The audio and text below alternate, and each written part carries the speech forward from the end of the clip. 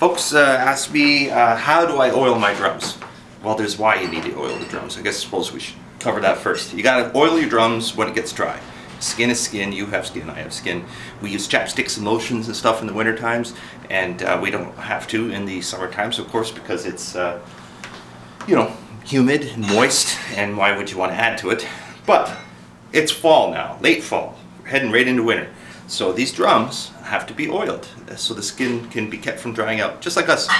So what you do is you grab a cloth and you put some warm water in there, not hot, just warm water, so that you can still touch it, not so boiling or anything crazy like that. And squeeze it out so there's no standing water in it. Then you take your grease, which I've used everything over the years. Sometimes you don't have the proper thing. So you end up having to use like olive oil as a quick fix or something. Of course, we're not going to do that today. We're going to use something a little bit better. This stuff here, which is sold in any of those little kiosks that got the belts and shoe shine and all that stuff in the malls. You know, it's like $5, whatever. This stuff's dubbin, but there's mink oil and various things like that. Comes in a little tin. Well, it used to be tin, now it's plastic. 21st century and all. Alright, so you take this stuff, you take your warm cloth. Now you'll feel it, it'll feel dry to the touch. So you want to make it a little bit slick. I suppose I should give it a tap too so you can hear the difference in the sound, because it will alter the sound doing this. So right now,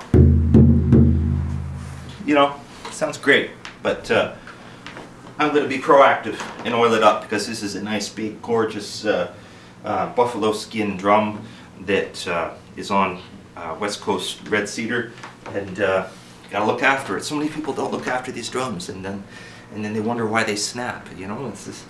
So this is why I'm making this video, for the sake of the drums.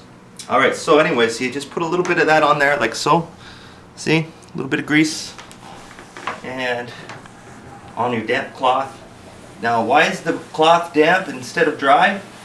Well, because I'm using the water as a vehicle to push the hydrating oil into the skin instead of just like putting a layer on top and sealing it.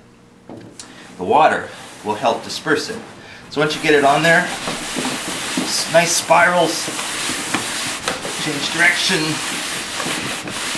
disperse it all around. Same thing for all drums, for hand drums too. There's different kinds of oils you can use.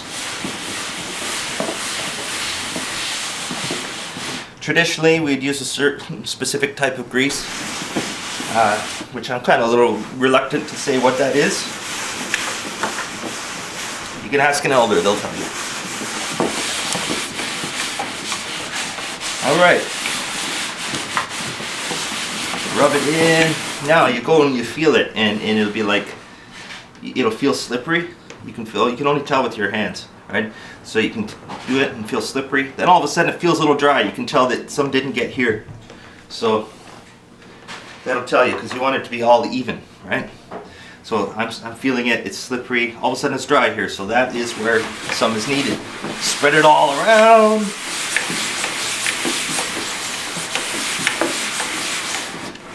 Pay extra attention to the sides. Get it right in here, into the contact points, where that are all under pressure. Get it in there. Gotta do it.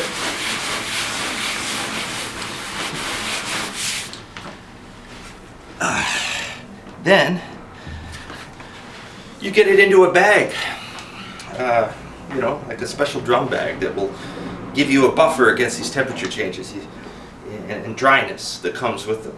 Really, it's not so much the temperature that affects the drums. It's it's the humidity that affects the drums. How temperature is relative to affecting the drums is just how the temperature affects the level of humidity. If it's really, really cold, all the water will turn into ice crystals. So that doesn't hydrate anything. It's a solid, right? Not to sound like Bill Nye the Science Guy, but that's the science of it. So we're all oiled up and ready for another winter. That's how you oil your drums.